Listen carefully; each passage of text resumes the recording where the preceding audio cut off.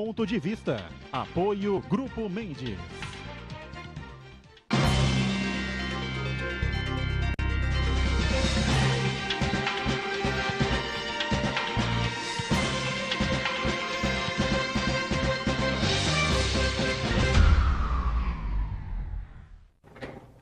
Olá, estamos começando mais um Ponto de Vista, você sempre conferindo com a gente, acompanhando conosco de segunda a sexta, neste horário da 1h30 da tarde, horário do almoço e tradição do debate político, das discussões dos temas que formam aqui a nossa pauta da cidade, da região metropolitana e, claro, a gente abordando diariamente também os temas de interesse nacional. Reprise do Ponto de Vista, você confere sempre aqui na Santa Cecília TV, a partir das 20 horas, 8 da noite, portanto.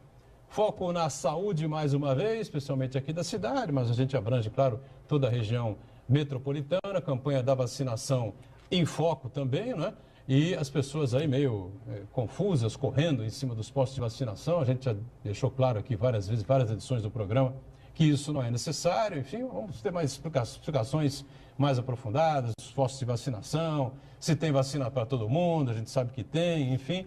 Recebendo aqui com muito prazer o Fábio Ferraz, secretário de Saúde aqui de Santos. Tudo bem, Fábio? Prazer tê-lo aqui mais uma vez. Tudo bem, obrigado pela oportunidade, o convite, Boturão. Cumprimentar já antecipadamente o senhor Iberê, Uriel, Santana e principalmente todos os telespectadores. Estamos aqui à disposição para falar não só do tema da febre amarela, mas qualquer outro tema que esteja aí no radar da saúde pública, não só da cidade de Santos, como da nossa região no todo. Obrigado ao Fábio por estar conosco. Uriel Vilas Boas lá na ponta também, mais uma vez, volta aqui ao Ponto de Vista e participando e colaborando conosco. Tudo bem, né, Uriel? Tudo bem, e é um grande prazer participar de um programa com as figuras que aqui estão. O secretário Fábio Ferraz, meu professor ainda, Iberê Cirna, e os colegas.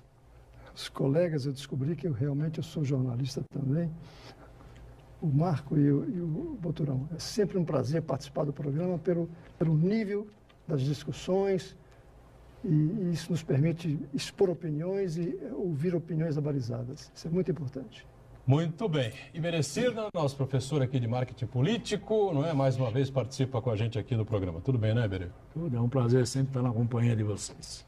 E o Marco Santana lá na ponta acompanha diariamente, você sabe disso, as redes sociais, nas transmissões aqui do Ponto de Vista, a sua participação que está aí conferindo aí com a gente. Diga, Santana, tudo certo por aí? Tudo bem, boa tarde a todos. Hoje, Ponto de Vista com um telespectador a menos, porque o Uriel Vilas Boas está aqui presencialmente. Mas eu quero cumprimentar a todos que nos acompanham ao vivo, convidá-los a participar do programa, mandando sua pergunta, crítica, sugestão, pelo Facebook, Ponto de Vista com Edgar Boturão, ou por e-mail, contato@pontodevista.tv.br. O Ponto de Vista também pode ser acompanhado ao vivo pela internet, santaportal.com.br/tv. E todos os programas anteriores do Ponto de Vista estão disponíveis no nosso canal do YouTube ou na nossa página no Facebook. E você que nos acompanha na reprise às 20 horas, uma boa noite. Boa noite aí para você que está na reprise, tá certo? Conferindo aí os assuntos que foram debatidos aqui durante a edição ao vivo do Ponto de Vista.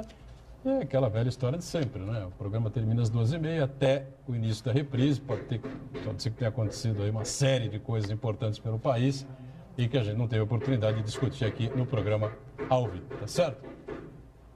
Eu estou destacando aqui o Jornal da Orla, edição desta segunda-feira, né? Olhar Santista, evidentemente o jornal circulou durante todo o final de semana e, aliás, na sexta-feira já circulava aí pela cidade, pela região metropolitana, Olhar Santista, claro, dando um enfoque aí principal na cidade de Santos, comemorou mais um aniversário. E aqui a gente só, já que o Fábio Ferraz veio aqui, né, Santana? Aqui é o jornal da última semana. Calma, pessoal.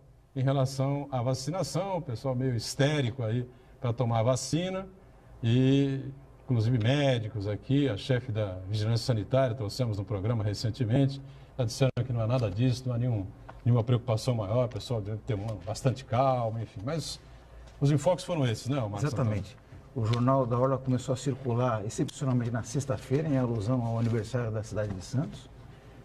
Na capa fizemos uma homenagem aos nossos leitores que nos acompanham no Instagram. Então fizemos uma seleção das imagens enviadas por leitores ao nosso Instagram. retratando aspectos bem interessantes, pontos bem curiosos da cidade de Santos, que destacam toda a beleza e as particularidades da cidade de Santos. Nessa edição especial também fazemos alusão a algumas personalidades históricas que foram decisivas na história da cidade de Santos. Entre elas, Saturnino de Brito, que foi o responsável por idealizar o plano de saneamento básico do município. Isso no final da década no final do século passado, no começo do século XX, século passado. Então, e as fotos, a gente mostrando aí o que o Santana acaba de E Saturnino de Brito elaborou esse plano de saneamento básico para acabar com um problema que, infelizmente, está sendo muito familiar a gente agora, que é a febre amarela. Na semana passada, fizemos uma extensa matéria sobre o medo da população em relação à doença, e a matéria, na verdade, teve o caráter de tranquilizar as pessoas, porque vimos em São Paulo as pessoas, inclusive, literalmente pulando o muro de policlínicas e unidades de saúde para se vacinarem, numa histeria coletiva aí, achando que quem não se vacinasse ia morrer no dia seguinte. Então, fizemos uma matéria bem informativa, inclusive ouvindo os especialistas que participaram aqui do nosso programa, a Ana Paula, da Seção de Vigilância e Saúde, e o infectologista Marcos Caseiro, que ajudaram a gente a ter uma informação bem alicerçada sobre esse assunto. Fábio Ferraz, chamei de histeria, né? Mas acaba sendo mesmo, né? Eu não sei se Santos chegou ao nível que a gente acompanhou em São Paulo, algumas cidades do interior, enfim, com relação à vacina da febre amarela. Até acho que não houve esse desespero todo, mas o pessoal ficou meio histérico, meio ansioso demais para tomar a vacina. A coisa já acalmou, enfim, como é que a situação está nesse momento aí na cidade? Já acalmou. Eu acho que com apelo, principalmente das autoridades públicas e, sobretudo, dos profissionais da área de saúde, e, claro, fundamentalmente, com a compreensão e com grande compreensão da imprensa, está aqui um exemplo, o Jornal da Ola, essa bancada, enfim, no sentido de conscientizar a população e, aí, claro, a população especial da nossa cidade de Santos, da nossa Baixada Santista, da nossa região. Não temos a doença estabelecida na nossa cidade, não temos a doença estabelecida na nossa região, não tivemos nenhuma ocorrência, mesmo no ano passado. Tivemos aqui em Santos, na verdade, 3 casos suspeitos, né? Os 3 foram descartados, ou seja, a doença não está estabelecida na nossa região. Mas vindo as notícias, principalmente da Grande São Paulo, da região norte da Grande São Paulo, o pessoal ficou um pouco assustado, essa é a grande verdade. Mas nós iniciamos agora, já na quinta-feira passada, no dia 24, a nossa campanha de vacinação. E ela é uma campanha de natureza preventiva, prevenção. O que nós estamos fazendo? Qual que é a lógica aqui? Não precisa ser muito técnico na área para compreender. A febre amarela, estabelecida em algumas regiões do estado de São Paulo, ela tem a natureza silvestre. Então precisa ser do hospedeiro, hospedeiro macaco. Então você tem um outro mosquito que não é o Aedes, que é um outro mosquito, que é um mosquito de natureza justamente também silvestre, que é capaz de picar um macaco contaminado, e a culpa não é do macaco, coitado, o macaco é só um hospedeiro. Está pagando o pato, coitado. O macaco está pagando o pato, mas ele é só um hospedeiro. Então, ele pica e pode, evidentemente, picando um humano, transmitir a doença, e a doença realmente ela é uma doença muito séria. Então, essa é a grande preocupação. Para ela chegar aqui na nossa região, ela teria que vir pela Serra do Mar, pela mata. Isso pode ocorrer? Poderia ocorrer, mas demoraria muito tempo. Seria um processo gradativo e demorado, até para se estabelecer aqui na cidade. Mas e a febre amarela de natureza urbana? Não temos no país desde 1942. Há muito tempo que você não tem, que aí seria inclusive possível a transmissão com o Aedes. Mas esse não é o caso. Isso está muito descartado aí por todos os técnicos da área, todos os estudiosos da área, pelo menos em curto prazo. Então, teríamos sim a possibilidade de ter a doença de natureza silvestre, vindo pela Mata Atlântica, sobretudo, mas isso demoraria algum tempo. Então, estamos fazendo o quê? Preventivamente, colocamos a cidade, a região, dentro do plano estratégico do Estado, são 53 cidades ao todo no Estado, e todos os 9 municípios da nossa região passam, portanto, dessa imunização. Então, a gente vai o quê? Vacinar todos. Então, pessoal, agora sim, é muito importante que todos procurem as suas UBSs, aqui em Santos a gente chama de UBS de policlínica, as nossas policlínicas, para que possam efetivamente serem vacinados. A campanha iniciou, como disse, agora na quinta-feira. Aqui em Santos são 22 unidades, espalhadas por todas as regiões da cidade, região da Orla, região dos Morros, zona noroeste, área continental. nossa unidade lá no Caruara, enfim, 22 unidades funcionando diariamente e que a população pode e deve procurar uma dessas unidades para poder ser vacinada na mesma hora, de forma instantânea. E agora, no dia 3, sábado agora, e também no dia 17, nós teremos aí 2 dias D, que nós estamos chamando de dia D, que nós abriremos essas mesmas 22 policlínicas, 22 unidades que estarão à disposição da população aos sábados, portanto, das 8 às 17 horas, para também prover a vacina aos sábados. Então, pessoal, ficar bastante atento, procurar as unidades e realmente, com toda a tranquilidade, ter acesso à vacina. Na quinta-feira já foi bem mais tranquilo e hoje também tivemos um dia muito tranquilo nas unidades, sem corre-corre, não há necessidade de ninguém chegar às 6 horas da manhã, 5 horas da manhã em unidade, como nós tivemos realmente há 1 a 2 semanas atrás, casos como esse. Todos terão acesso à vacina. As vacinas já estão em nosso poder, são 8.000 frascos, cada frasco pode dispensar até 50 vacinas, ou seja, se eu fazer a conta, 8.000 vezes 50, a gente já tem uma quantidade bastante expressiva, capaz aí de prover, portanto, a vacinação a todos os moradores de Santos e também, evidentemente, claro, o SUS universal, a vacina é destinada para o santista, mas um turista, alguém que está nos visitando e que também que for procurar uma das unidades, naturalmente terá acesso à vacina da mesma forma. 400 mil doses, é isso? Temos aí 400 mil doses. Claro, você tem sempre alguma perda, algum nível de perda, isso acontece, isso é razoavelmente natural, mas temos aí, portanto, um número bastante significativo, capaz aí, portanto, de prover toda a população da cidade. A gente estima, Boturão, que cerca de 50 mil santistas já foram vacinados, 50 a 60 mil. Ano passado, nós vacinamos 5.693 pessoas, 5.700 vacinas. Esse ano já vacinamos 8, 9 mil. Se a gente faz um histórico de 5, 6 anos, a gente realmente acredita que cerca de 50 mil pessoas, 50 mil santistas já foram vacinados. Então, 370 mil, fora aqueles que não estão podem fora. tomar Exato. Exato. Então, a gente tem vacina para todo mundo. Sobra, né? Exatamente, vacina, não precisa correria, mas é muito importante que todos tomem a vacina. Já tomou a vacina, Boturão? Não. Tem que tomar. Então, aqui tem um aqui. Vamos tomar. Precisa visitar uma das nossas 22 policlínicas e tomar a vacina. Aproveitar que o senhor está falando da quantidade de vacinas, que é suficiente para todo mundo, acho que seria interessante deixar bem claro a diferenciação da vacina fracionada e para a vacina completa, que a vacina completa só para quem vai viajar para a área de risco ou para o exterior, para um país que exija essa certificação. Perfeito. A eficácia é a mesma, não é isso? Olha, a eficácia é a mesma. Isso é bem oportuno, Santana, lembrar esse tema para a gente. A OMS, ela tem uma recomendação. A vacina é exatamente a mesma. O que vai variar é a dosagem. Digamos, para a vida toda, que a gente chama assim, ela tem 0,5 miligramas. A outra, que agora nós estamos utilizando na campanha, é a mesma vacina, exatamente a mesma coisa, mas é 0,1 miligramas. Então, a de 0,1 miligramas, a pessoa precisa retornar a uma policlínica após 9 anos. Tem uma discussão 8, 9 anos, mas 9 anos, de forma mais majoritária, os médicos entendem que é absolutamente salutar. Então, depois de 9 anos, você toma uma segunda dose. Isso já foi testada, aprovado, cientificamente comprovada a eficácia. A de 0,5, também podemos despender essa vacina, mas essa a gente utiliza para as pessoas que justamente precisam da certificação internacional.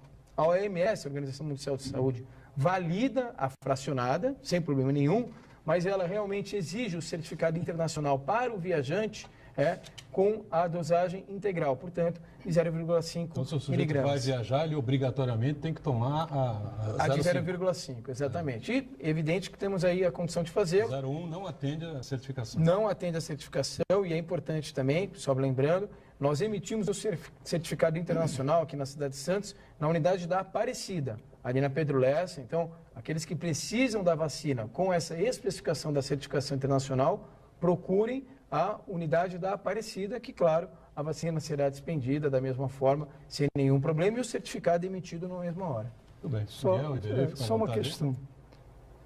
Nós sempre atuamos no sentido de região metropolitana. Então, a questão que eu levanto, nós estamos falando de Santos, mas o estilo, o sistema vai ser utilizado de Peruíbe a Bertioga.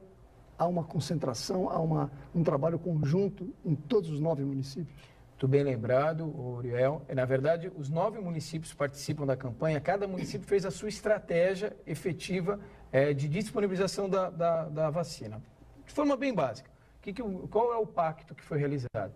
O Ministério da Saúde comprou as vacinas, o Estado colabora na compra dessas vacinas, entrega para as regiões e os municípios têm a responsabilidade de vacinar as pessoas, utilizando inclusive a nossa mão de obra, os nossos funcionários. Bom, os 9 municípios estão integrados, estamos participando junto, mas cada município tem a sua peculiaridade. Por exemplo, cada município vai escolher a policlínica, a unidade que vai utilizar para poder vacinar a população, o horário, a sua estratégia, se vai fazer dia D, se não vai fazer dia D, mas todos os municípios da Baixada Santista, os 9 municípios já receberam as suas doses, a turma toda está motivada, é claro, a gente conversa bastante, conversa com os meus colegas secretários, e todo mundo está muito empenhado realmente em imunizar 1,5 milhão de pessoas na nossa região.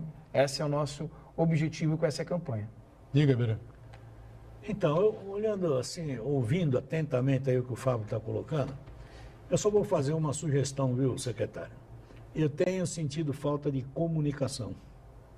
Eu tenho sentido falta pelas redes sociais, por rádio, televisão, por todos os meios possíveis, desse tipo de informação que o secretário está passando aqui.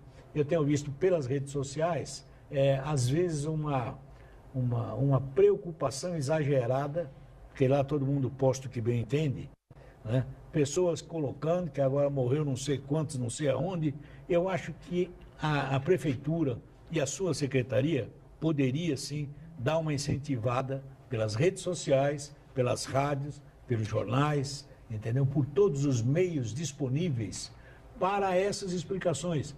O que eu acho mais interessante é que a tranquilidade com que o secretário está colocando aqui, sem nenhum desespero, não precisa pular, não precisa quebrar, nada disso. Mas isso tinha que vir um pouco mais, com maior contundência, ao público, que fica completamente à mercê de uma boataria e aí cria uma dificuldade muito grande para que qualquer planejamento seja executado. Então, o que eu pediria, secretário, é que fosse muito mais bem trabalhado pelas redes sociais, pela rádio, pelos jornais, pelas TVs, esse tipo de explicação. Porque senão nós vamos ficar sempre com aquela pulga atrás da orelha, dizer, não, o secretário está falando porque não tem vacina para todo mundo, manda esperar, e fica um olhar meio de soslaio, essa coisa fica um pouco complicada. Então era o que eu pediria. Não, olha, acho que é importante, né? Aí, quando o professor Iberê fala, de comunicação me entende, né? Então, se agora, falando com muita tranquilidade, se você tem sentido falta nessa comunicação, em algum lugar a gente está precisando aprimorar. Mas a ideia é essa, realmente. Por exemplo, a gente está aqui, ter essa oportunidade de conversar um pouquinho sobre o tema. A gente tem conversado bastante com a imprensa sobre o tema, não só pessoalmente eu, mas, por exemplo, a nossa chefe da vigilância, Ana Paula, técnica extremamente comprometida e séria, também já teve, não só nessa bancada, mas em outros canais de comunicação, para a gente poder replicar, falar. Mas está certo, precisamos de repente aprimorar realmente ainda de alguma forma, conversar um pouquinho com o nosso pessoal da comunicação, para a gente poder esclarecer. Volto e resumindo, a campanha está acontecendo agora, as pessoas devem e podem procurar as policlínicas agora, nesse exato momento, diariamente, nesse sábado.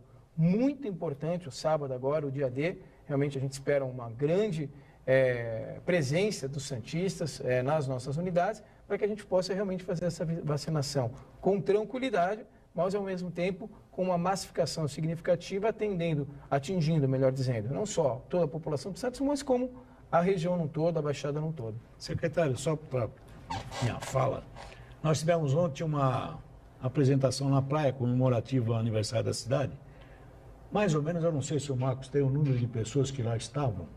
Eu poderia, sim, sugerir aproveitar essa concentração e, através de folhetos, ter distribuído a não sei quantas mil pessoas que lá assistiam. Quer dizer, nós ainda não temos essa agilidade, é isso que eu peço. Aproveitar essas oportunidades para levar informação com muito mais saber do que deixar que qualquer um fale. Ontem na praia foi uma grande oportunidade. Poderíamos ter colocado lá informações através de um folheto, né, para todos que ali estavam. Diga, Santana. O secretário, mais uma vez, exemplo da dengue, o Brasil tem que enfrentar um problema de saúde pública do século passado, século XIX, aliás, né? Muitos especialistas estão até questionando, identificando que houve uma falha do poder público na medida de que não promoveu campanhas de vacinação, não conscientizou a população a contento. Eu queria a sua avaliação de quem que é a responsabilidade, exclusivamente do Ministério da Saúde, ou as secretarias estaduais e municipais também têm a sua parcela de responsabilidade de não tratar a febre amarela, que é um problema muito sério, do modo satisfatório? Olha, eu acho que, começando pelo município, né, especificamente na nossa cidade, na nossa região, acredito que a gente está tendo uma medida muito correta no sentido preventivo. Volto a dizer, não temos a doença aqui, mas mesmo assim estamos inseridos na campanha de vacinação. Ou seja, a melhor forma de prevenção é justamente a vacina. Então, se conseguirmos imunizar a nossa região, ou seja, fazer com que 90%, 80% da população tenha de fato acesso, seja vacinada, a doença não irá se estabelecer aqui na região. Então, para a gente é muito importante. Então, do ponto de vista local, eu acredito que a gente está tomando as medidas no tempo correto, na medida correta. Agora, no sentido federal e mesmo estadual, de repente, algum momento de antecipação, quando houver os principais e primeiros focos, poderia ter sido tomado. Em especial, penso que algumas regiões de Minas Gerais foram talvez as regiões mais sensíveis há 2, 3 anos atrás. De repente, a gente poderia ter algum tipo de ação mais enérgica no sentido de disseminar uma vacinação mais ampla, maior. Aquilo, de repente, poderia ter amenizado e não ter feito a doença se proliferar como, de fato, se proliferou, chegando em outras regiões, como, por exemplo, agora no interior de São Paulo. Eu acho que poderíamos ter, sim, naquele tempo, naquela medida, ter sido um pouco mais ativos na questão da prevenção. A gente tratou muito bem, por exemplo, aquela região ali de Ipatinga, por exemplo, que é referência. Hoje à noite, vai acontecer um evento aqui promovido pela Associação dos Médicos, fica até, claro, um evento mais técnico, mais voltado para a população médica, mas hoje na associação teremos um evento que a gente vai receber o pessoal justamente que trabalhou lá em Ipatinga, na questão já não da prevenção, mas do tratamento da doença. Então já é uma outra fase, para que tenha aqui os nossos técnicos compreendam como que foi trabalhado naquela época. Mas, de repente, se tivesse tido uma ação mais de massificação preventiva naquele primeiro momento, hoje a gente teria com outras consequências que não teriam chegado aí como chegou, pouco mais de 50 mortes já no estado de São Paulo, ou seja, um número relativamente alto. Então, eu acho que, de repente, a gente poderia ter tomado, sim, medidas macro num momento anterior. Só para confirmar, então, antes da gente fechar o bloco aqui, o Fábio, 22 unidades à disposição, com tranquilidade, tem vacina para todo mundo, abrem às 8 horas? Abrem às 8, a gente tem aí a possibilidade, portanto, de atender a população nessas 22 unidades, das 8 às 16 horas. De segunda a sábado? Ou segunda a sexta. Sábado, então, sábado dia 3 e sábado dia 17, o sábado logo depois do Carnaval, os 2 dia D. Então, aí sim, teremos as unidades abertas somente para a vacinação. Quem não está com a carteirinha de vacinação, enfim, o que... Olha, é muito importante, é muito importante que a pessoa leve a carteira de vacinação. Esse é um pedido que a gente faz. Então, pessoal, procura lá na caixa de sapato, procura nas gavetas mais antigas. Sei que a carteira de vacinação não está conosco no dia a dia, mas procurem a carteira de vacinação, que é importante. Importante por 2 medidas. Nós informatizamos a saúde na cidade de Santos. Esse último ano, hoje nós temos quase 90% das nossas equipes já informatizadas. A atenção básica, só faltam 3 unidades. Ou seja, as policlínicas, informatizamos todas. Então, hoje, se eu colocar a minha carteira de vacinação, ela passa a ser virtual. Então, o histórico fica gravado dentro do sistema da prefeitura. Então, é muito importante que agora a gente tenha essa tecnologia de informação como nosso aliado. Então, o histórico dos nossos pacientes passam a ser um histórico compartilhado em toda a rede, esse é o primeiro ponto, e, sobretudo, a gente tem isso arquivado, isso é importante. E também para agilidade, porque com a carteira de vacinação na mão, você acaba sendo mais ágil, porque você não precisa fazer outra carteira. Então, quem for e não tiver a carteira, vai ser vacinado, mas vai receber um novo documento. Então, o RG, isso? Exato, leva o RG e a carteira de vacinação. Esse é o nosso pedido. Agora, quem não achar, quem não tiver a carteira, leva o RG que com certeza vai ser atendido da mesma forma. Só um detalhe, pequeno detalhe. Acima de 60 anos de idade, tem que passar pelo médico, né? O médico vai autorizar, vai Qual determinar. médico? Isso que é... Não pode levar uma autorização já, né? Exatamente. Na mão. Então, o Uriel lembrou muito bem. Então, nós temos dois públicos, bem rapidamente, né? Um público que é vedada a vacina, que não é para tomar, que são as nossas crianças abaixo de 9 meses. Então, essas crianças não é para tomar vacina, tudo bem. As grávidas e também as mamães com filho abaixo de 9 meses, até por conta da amamentação. Então, esse é o público que está fora da campanha nesse momento. Também tem uma peculiaridade, as pessoas alérgicas ao ovo e alérgicas à gelatina. Também não é recomendável a vacinação. E aquelas pessoas que estão com baixa imunidade, pessoas que estão aí se tratando de doenças com certa complexidade, como, por exemplo, câncer, fazendo quimioterapia, ou mesmo portadores de HIV, ou seja, pessoas que estão com a imunidade baixa. Essas pessoas não são recomendáveis serem vacinadas.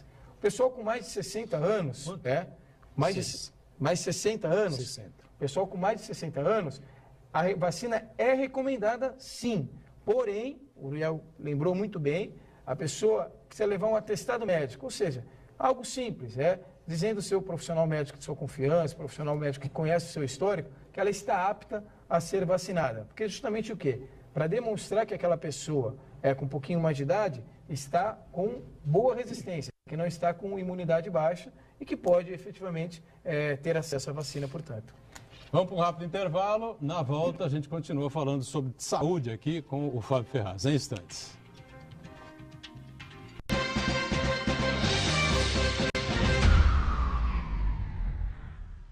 Existe um lugar em Santos onde você encontra os empreendimentos mais fascinantes da região. Um lugar amplo, aconchegante, feito para oferecer o melhor atendimento para você. Um lugar que reúne as melhores opções residenciais e comerciais nos bairros mais nobres de Santos. Um lugar que a gente nem precisava dizer, porque você já sabe. Central de Vendas Grupo Mendes, Rua Guaiaó 55, Aparecida. Venha fechar um bom negócio para abrir as portas do seu novo lugar.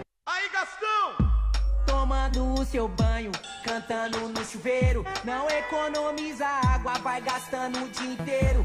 Na piscina ou no banheiro, com a mangueira ou com o chuveiro. Bote a mão na consciência, você é um cara maneiro. Essa água ostentação não combina com verão.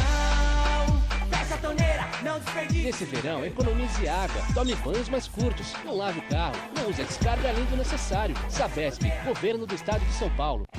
Dia 31 de janeiro, 8 da noite. Direto do estádio Urico Mursa, a Santa Cecília TV transmite ao vivo e com exclusividade Portuguesa Santista e São Carlos, pelo Campeonato Paulista 2018. Prestigie a Briosa indo ao estádio e curtindo com a família essa experiência. Quarta, dia 31, 8 da noite. Santa Cecília, a TV com a maior programação regional da sua TV. Apoio Vestibular Universidade Santa Cecília.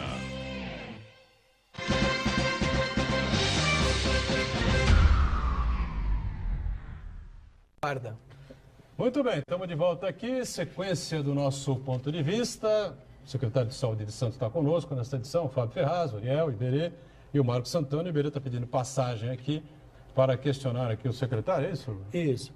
Eu queria fazer uma pergunta ao secretário. O secretário, todos nós acompanhamos a maternidade, acho que da Zona Noroeste. Foi publicado na rede social um vídeo onde chovia dentro, pelo telhado, pelo teto, dentro da própria unidade. Chovia mais dentro do que fora. Eu pergunto ao secretário, foi tomada alguma decisão, alguma atitude? Como é que está esse caso? Primeiro, o que aconteceu, né? Não, é verdade, tivemos problema lá, né? Um problema muito ruim, mas que foi rapidamente solucionado. O que aconteceu, de fato, foi o seguinte, nós tivemos ali um entupimento na calha, em cima justamente, onde é a maternidade, o PS da maternidade da Zona Noroeste. Esse entupimento na calha fez um acúmulo de água, justamente nessa sala, que eu também vi esse vídeo, um vídeo que acabou circulando, que foi filmado. Isso aconteceu por volta das 4 horas da manhã, a turma agiu rapidamente, nosso time agiu rapidamente, isolamos aquela sala e nas primeiras horas do mesmo dia, nossa equipe da Zeladoria da Saúde foi lá, fez os devidos reparos, desentupiu a calha. É claro que isso foi uma situação péssima, muito ruim, mas que não teve nenhuma consequência prática, ou seja, o atendimento não foi interrompido em nenhum momento, o problema foi solucionado, como disse, em poucas horas. Agora, eu queria só chamar a atenção, como as coisas são às vezes um pouco complicadas. Entupiu a calha do hospital, esse foi o fato que gerou o alagamento, com a forte chuva alagou. Nós encontramos vários insumos, por exemplo, fraldas, enfim, outros insumos utilizados que foram jogadas para aquelas pessoas que estão justamente internadas no hospital. Eu não estou atribuindo responsabilidade, a responsabilidade é da administração, que não poderia permitir que a calha fosse entupida. Mas eu também sempre chamo a atenção que as pessoas precisam ter a consciência de descartar os seus insumos nos lugares corretos. A responsabilidade é da administração. Então, antes que depois fale, mas está atribuindo... Não, a responsabilidade é nossa, a calha tem que ser desentupida. Mas também há alguns insumos, alguns dejetos que são descartados pela população, em especial as pessoas que estavam, inclusive, sob nossos cuidados no hospital, o hospital fica justamente, os leitos de internação ficam bem em cima da maternidade, que não deveriam ser descartados, muito provavelmente pela janela ali, e estarem naquele local. Então, temos que melhorar, temos que aprimorar para que não volte a acontecer problema como esse. Mas também peço sempre a conscientização dos munícipes para descartar os seus dejetos nos lugares corretos. Então, secretário, eu lhe fiz essa pergunta até para resgatar aquilo que a gente dizia. Veja que o que ficou na cabeça da população é que aquilo está chovendo até hoje. Eu acho que falta, eu sei do seu empenho em tentar dar informação, falta dizer o seguinte: choveu, a prefeitura tomou, através da sua secretaria, tomou uma atitude. Por que não divulgar quais são as atitudes que foram tomadas? Porque senão nós ficamos, eu até hoje, quando eu vim para cá, fiquei com dó, falei, coitado, está chovendo. Não, o secretário está me dizendo que em 24 horas foi resolvido, mas também não foi dada resposta nenhuma, não foi dada à rede social. Me parece que a administração pública precisa se adaptar um pouquinho com essa agilidade da comunicação, porque senão nós vamos ficar sempre pensando que o problema está lá e não foi tomado solução nenhuma. Sim, mas e acrescentaria ao detalhe que o secretário comentou, da forma da população agir. Ou seja, o fato foi constatado, foi solucionado, mas que a população precisa também participar. Aproveitar-se na comunicação para dizer isso também. Eu concordo, eu acho que a gente tem que aprimorar mesmo a comunicação, muitas vezes nós falhamos na nossa comunicação e realmente precisamos aprimorar. Mas também tem o lado bem direto aqui, sem muito rodeio de se falar. Notícia ruim espalha rápido. Então, de repente, claro que a gente faz a divulgação, claro que a gente tenta expor, mas ela não é replicada da mesma forma. Olha, o problema foi resolvido em poucas horas, como nesse caso... Era um problema, como disse, simples, deu para resolver rapidamente. E a gente tentou comunicar. Mas a própria rede social, ela não é aderente a esse tipo de discussão. Olha, veja bem, qual que é a notícia que encanta mais a viralização? Negativo, teve uma enchente, teve uma vazão d'água numa unidade hospitalar. Prefeitura conserta a unidade hospitalar em poucas horas. Aqui fica aquela coisa, então, não fez mais que obrigação. Mas é obrigação mesmo, a discussão tem que ser feita. Não poderia nem vazar água, isso é um fato. Mas veja, quando nós solucionamos o problema, a gente acaba não tendo a mesma aderência, principalmente de comunicação social. Eu penso que hoje, até se me permite esse tema rapidamente de comunicação, a gente vive uma era em que muitas vezes as pessoas elas recebem uma notícia, elas compartilham a notícia e depois elas pensam, depois elas vão buscar a informação se aquilo é correto, se aquilo não é correto, se aquilo está certo, se aquilo está errado. Conteúdo, né? Então, veja, as pessoas têm que ter também muita cautela, muita calma, quando a gente fala principalmente das questões que envolvam o coletivo, principalmente quando a gente envolva das questões de caráter público. Bom, secretário, recentemente nem tanto, 2 meses, eu acho, no final do ano passado, o ministro da Saúde, Ricardo Barros, né? Ricardo Barros. Esteve aqui num evento aí de um outro grupo de comunicação, enfim, e parece que falou aí por um público da Suíça ou qualquer coisa assim, né? E fica aí o questionamento. Nós temos aí a dificuldade de avançar de uma maneira mais acelerada com o Hospital dos Estivadores. Os 9 andares já deveriam estar funcionando, o hospital devia estar funcionando plenamente, enfim, e isso não acontece. Agora tem UTIs, essa coisa, enfim, mas não é porta aberta como deveria ser, por conta de, evidentemente, falta de condições financeiras da prefeitura. Temos lá a UPA recebendo, sei lá, quantas mil pessoas por dia, né? Todo você passa de manhã, tarde e à noite, está sempre lotada a UPA, enfim, problema de distribuição melhor de recursos para as cidades vizinhas e até para a própria cidade de Santos, para poder fazer a UPA 2, a UPA 3, a UPA 4, sei lá, enfim. E essa situação toda aí, será que alguém vai discutir isso, né? Pacto Federativo, uma reforma do Pacto Federativo nessa campanha que vem aí, não? Olha, essa é uma agenda imprescindível na minha interpretação. Hoje nós temos aí uma concentração de tributos de forma geral, em que cerca de 85% dos recursos ficam centralizados na União. E cabe aos municípios pouco mais, na União e nos estados. E cabe aos municípios pouco mais de 15% do total da arrecadação, total da tributação. Muito bem. E os municípios têm uma responsabilidade muito grande, até porque é muito mais fácil você cobrar do prefeito do que você cobrar do presidente da República, uma solução para os problemas que afligem as cidades. Então, veja, há uma concentração de recursos na União e uma concentração de problemas nas cidades. Bom, especificamente sobre o Hospital dos Silvadores, nós já estamos aí com 70 leitos, 68 leitos, trabalhando efetivamente. A nossa maternidade, que de fato é uma maternidade, essa eu posso dizer com bastante satisfação, de excelência, de referência. Prestamos um serviço muito, mas muito competente. Isso eu digo com muito orgulho por conta dos profissionais que lá trabalham, da estrutura que está posta lá, principalmente pelo time que está se ativando todo dia nos estivadores. E nós temos 10 leitos de UTI adulto trabalhando e 12 de clínica médica. É o ideal? Evidente que não. O hospital ele pode chegar em 223 leitos. Agora, quanto custa o hospital por mês? Pouco menos de 5 milhões de reais. Vamos lá, rapidamente. Como é que é feito esse custeio? 2 milhões e meio o Estado paga, 2 milhões e 586. 600 paga. O Estado paga. O Estado paga direitinho. 618 mil todo mês da União, que também paga, não atrasa, há de se fazer esse reconhecimento. Mas somente 618 mil reais. E o restante é o município. Por que só esse valor, hein?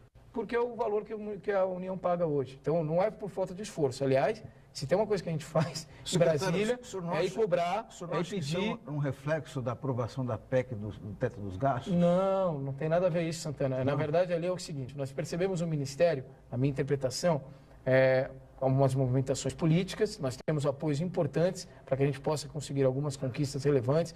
Tem aqui fazer justiça, o deputado Beto Mansur, o deputado Papa, sempre nos acompanham nessas discussões, mas o Ministério, ele tem uma lógica muito difícil, justamente de apoio a hospitais de natureza municipal, hospitais municipais. Então, o dinheiro é limitado, sobretudo para aumento de leitos. Aliás, a boa novidade, a boa notícia é que agora na quinta-feira, justamente na sexta-feira, no aniversário da cidade, nosso governador assinou um novo convênio para esse ano. Então, qual é a boa notícia? Ano passado, em 2017, lamentavelmente, nós tivemos 3 meses de interrupto, sem convênio com o Estado. E aí tornou-se, do ponto de vista financeiro, muito difícil a sustentação do hospital. Este ano a gente não vai passar por isso. O governador Alckmin veio aqui, já assinou o convênio, a gente já continua recebendo o convênio anterior, tinha acabado em dezembro, agora, portanto, mês de janeiro. Então, a gente não vai ter parada nessa parceria. Esses 2 milhões e meio do Estado vão continuar vindo sem atraso, sem problema nenhum, para que a gente possa ter a manutenção do status do hospital. Agora, quanto à ampliação, a gente depende muito do governo federal. A lógica do SUS, só para concluir esse tema, seria uma unidade hospitalar dessa natureza, o custeio, o financiamento de custeio, 50% União, 25% Estado, 25% município. Na prática, o que está acontecendo? 52% do Estado, 12% da União e o restante faz a conta o município. E detalhe, é um hospital regional. Mais da metade do que nós atendemos nos estivadores é o público da região, o que é ótimo, nenhum problema. 20 e poucos por cento para o município. 29%. É só fazer a conta aqui. Tá. Bom, o fato é que o município custeia de forma bastante significativa algo que tem um apelo regional. Então, há inclusive uma discordância do ponto de vista de destinação de tributos, destinação de recursos, uma vez que os recursos municipais estão servindo a região num todo. Volto a dizer, nenhum problema atender a região, mas a gente precisa, sim, de um apoio, principalmente do governo federal, mais significativo. Pois não. Martinho Leonardo participa com a gente aqui e ele pergunta para o secretário se a área continental de Santos é considerada uma área de risco. E se a divulgação da campanha de vacinação no Caruara, Ilhadiana e Monte Cabrão. Um abraço para o sempre prefeito da área continental, Martinho Leonardo, vereador. Olha, Martinho, a gente vai ter a campanha acontecendo lá no Caruara, na unidade do Caruara. Vamos agora estabilizar para a gente poder fazer um transporte do pessoal do Monte Cabrão, para que a gente possa realmente garantir a vacina para todos. E não há iminência de risco de contaminação, não tivemos nenhum caso, nem em Caruara, em Monte Cabrão, nos nossos bairros da área continental, bem como também no litoral norte de São Paulo, em especial Bertioga, nos municípios que contemplam a Baixada Santista. Portanto, não há pânico, não há necessidade de uma procura acelerada para as unidades, seguindo a campanha com tranquilidade e, evidentemente, atendendo a toda a população da nossa área continental. Perfeito. Uriel, alguma colocação, não? É uma situação interessante. Nós temos um hospital histórico, porque faz parte da história dos estivadores, dos trabalhadores, e agora passou para o município. Mas o que a gente percebe é que é um hospital que atende a região. Qual seria, no caso, a participação dos demais municípios, levando em consideração o seu morador que vai até o Hospital dos Estivadores, tendo em vista a característica, a inovação, né? Há alguma possibilidade dos demais municípios contribuírem para que o hospital tenha uma caracterização realmente de municipal, de regional? Olha, Uriel, eu penso o seguinte, eu acho que, na verdade, a saúde, cada vez mais temos que pensar ela de forma metropolitana e termos unidades hospitalares, unidades de pronto atendimento, cada vez mais segmentadas, espalhadas por todas as cidades da região. Foi um movimento importante, diga-se de passagem, que o governo do estado fez recentemente, uma vez que estruturou melhor o hospital de Itanhaém. Então, hoje, Itanhaém tem um excelente hospital, que está funcionando e funcionando muito bem, lá em Itanhaém, que vai dar um atendimento, por exemplo, um melhor atendimento para a população do litoral sul. Especificamente no Estivadores, a regra de custeio já seria equilibrada, se fosse respeitada. 50% da União, 25% do Estado, 25% do município de Santos, município sede. Com isso, dessa forma, nenhum problema nós provermos aí um atendimento também, uma colaboração regional, sem nenhum problema. O problema está na falta em, digamos, acertar essa conta. Essa conta deveria estar redonda, mas hoje ela não está. Então a gente percebe o quê? Um desequilíbrio. Onde a União compra esse percentual de 50%? Olha, é curioso isso. Vou dar um exemplo. Quer ver? A União, quando você vai conversar com o pessoal do Ministério da Saúde, UPA, vou dar outro exemplo. A UPA, o pessoal fala, a gente paga metade, não tem problema nenhum. 500 mil se vocês qualificarem a UPA. A nossa UPA Central, acabamos de, qualificá-la não, habilitá-la. Habilitamos a UPA, recebemos da União 500 mil reais por mês. Mas, ministro, a UPA custa R$1 milhão por mês? Sim, esse é o estudo que a gente tem. Por quê? Porque o estudo é feito de forma universal para o Brasil todo. Provavelmente, eu não tenho esse acesso, provavelmente uma UPA no Acre deva custar R$1 milhão por mês realmente. Provavelmente custe.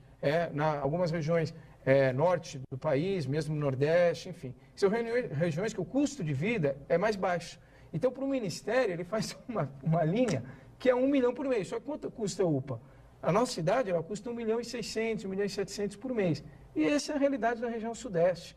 Essa é a realidade da Grande São Paulo. Então, você não faz uma UPA de porte 3, como é a nossa UPA Central, rodar por menos de R$1,5 milhão, R$1.600.000. Não faz. A União entra com 500 mil por mês? A União entra com 500 mil. E o restante, município de Santos. Para manutenção da UPA. Custeio da UPA todo mês. Entra nessa... Não, UPA o Estado não financia.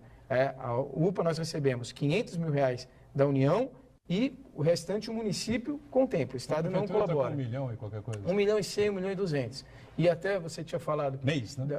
Mês. Todo mês, esse é o nosso custeio para a UPA. E agora, já nesse primeiro semestre, vamos aí começar as atividades da UPA da Zona Noroeste, que está terminando a obra. E no início do ano que vem, primeiro semestre do ano que vem, 2019, terminamos a obra da UPA da Zona Leste, que está aí substituindo o nosso antigo PS do Macuco. Então, veja, nós teremos 3 UPAs, 2 de porte 3, a atual central e a futura da Zona Leste, e uma de porte 2 na Zona Noroeste. O que é porte 3 e porte 2? Tamanho da UPA. Tamanho da UPA e, sobretudo, equipes médicas. Então, os estudos técnicos que foram feitos, para a cidade de Santos, 440 mil habitantes, 2 UPAs seria o suficiente. Nós temos aí um incremento ainda maior para que a gente possa prestar um atendimento melhor e termos, portanto, 3 UPAs, e a gente acredita que com essas 3 unidades funcionando, e claro, o Hospital dos Estivadores, inclusive com a sua ampliação de leito, a gente consegue estabilizar a saúde da cidade com bastante tranquilidade. Mais intervalo, já a gente retoma a conversa aqui com o secretário de Saúde de Santos, o Fábio Ferraz. Instantes.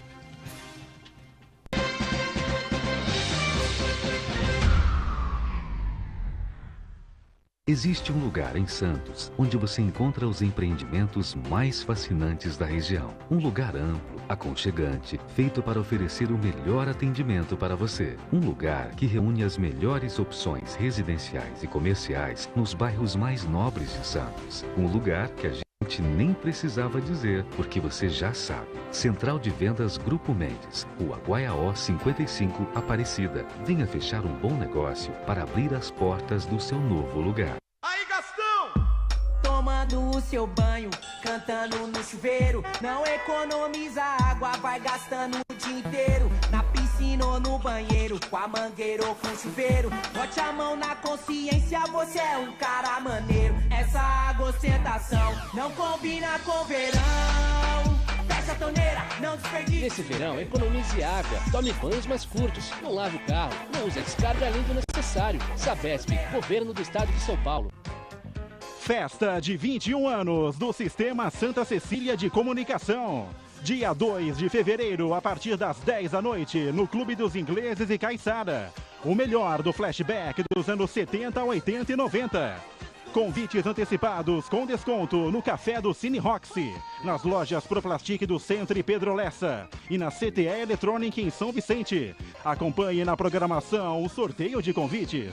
Aniversário de 21 anos do Sistema Santa Cecília de Comunicação.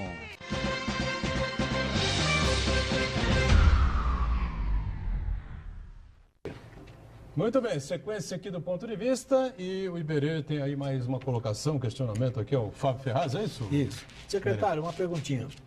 A gente tem ouvido aí pela mídia que o governo do Estado não tem destinado aquilo que a região mereceria, né? Como é que é feita essa distribuição? Alguns relatórios aí têm mostrado que o Estado deixou de investir muito dinheiro aqui, porque pela proporcionalidade, pela participação, pelo tamanho, mas isso aí se transforma sempre num jogo político. Eu pergunto, isso aí é verdade? Aqui em Santos também acontece? Nós temos aí uma pouca representatividade política que acabe fazendo com que o Estado olhe com outros olhares, né, a nossa região ou não? Olha, eu penso que nós temos, já tivemos uma representatividade, por exemplo, de parlamentares mais significativa em outros momentos. Isso é um fato. Hoje nós temos um número, infelizmente, reduzido de parlamentares, em especial na Assembleia Legislativa, na nossa região, que nos representam. Isso não é bom para a região. Eu acho importante que nós tenhamos um maior número de parlamentares para termos uma representatividade maior. De Santos não tem ninguém, né? Nós temos o deputado Paulo Correia, deputado Caio França, que é São Vicente, né? Assim, originariamente o Caio, claro, São que Vicentino. atua pela região metropolitana, muito dedicado, trabalhador, sua camisa, a gente sabe disso, ele vem constantemente ao programa, presta contas, enfim, extremamente antenado e tal. Mas o Caio foi vereador de São Vicente, não, tem uma origem... à prefeitura de São Vicente, não tem origem política aqui na cidade, é isso que eu estou dizendo. Né? Não, perfeito. Então nós temos realmente aí uma diminuição de representação. Agora eu não vejo o Estado como a principal dificuldade aí justamente de financiamento. Até porque a concentração dos recursos da saúde está no Ministério da Saúde. Os recursos da saúde estão no Ministério da Saúde. É aí que a gente volta para o começo da nossa conversa, inclusive de discussão ou rediscussão de pacto federativo. Há uma concentração muito grande de recursos no Ministério, quando a gente fala especificamente do tema saúde. Por exemplo, isso não acontece no tema segurança, onde você tem uma centralização maior, até por definição, justamente no Pacto Federativo, de recursos nos governos estaduais. Então, no tema saúde, há uma centralização muito grande na União. O fato é que aqui o Estado ele acaba, em alguns momentos, atingindo a população de forma direta, por conta de unidades hospitalares, por exemplo, o Hospital Guilherme Álvaro, que são mantidas pelo próprio Estado. e aí acaba, digamos, não despendendo recursos para os municípios. E já quando a gente fala dos recursos que vêm da União não tem, o governo federal não tem unidade hospitalar. Ele tem o quê? A unidade hospitalar municipal, estadual, principalmente as municipais, e ele colabora com dinheiro, com recurso. Então, vem o dinheiro para que o município tome aquela ação. Então, às vezes, quando a gente faz essa linha, mas o Estado põe menos dinheiro, não é bem isso, porque o Estado ele tem as unidades hospitalares próprias.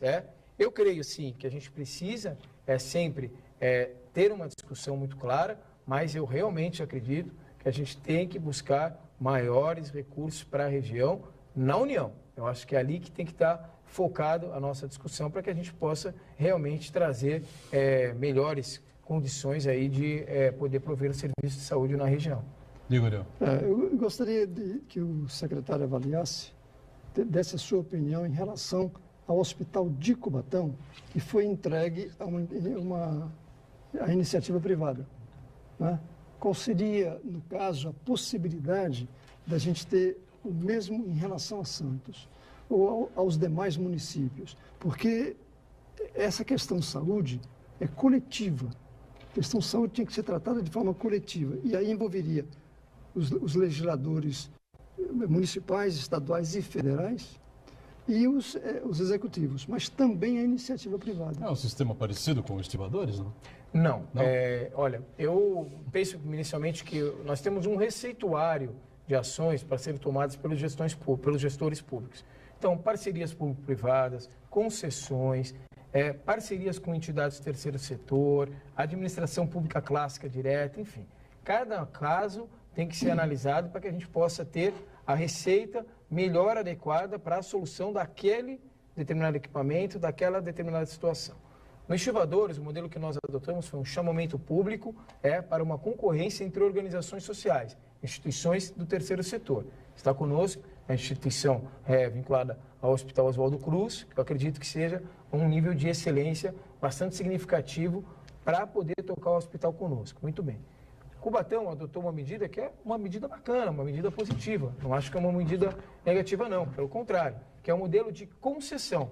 Então, você faz a concessão daquele espaço público e, na prática, o que está se colocando. Você tem uma parte do serviço que é prestado diretamente para a finalidade SUS e outra parte que é convênio privado. Então, na prática, eu não sei exatamente como é que está a disponibilidade de leitos hoje, agora, nesse momento, do pessoal de Cubatão. Mas o conceito é 60% SUS, 40% convênio. É um bom modelo? É um bom modelo. É um modelo inovador? É um modelo inovador. Ele pode ser replicado em todas as situações? Não.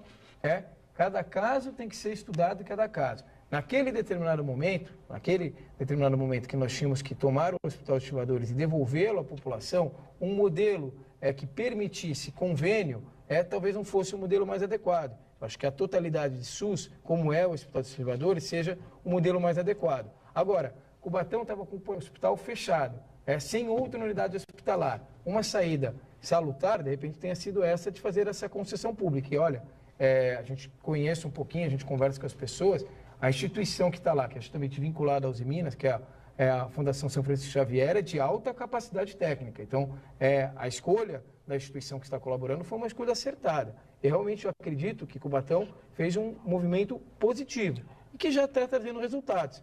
Ou seja, está estabilizando a saúde da região, porque voltou a funcionar o Hospital Municipal de Cubatão e, inclusive, tirando pacientes que vinham aqui nos visitar na cidade de Santos. Mas eu acrescentaria um pequeno detalhe.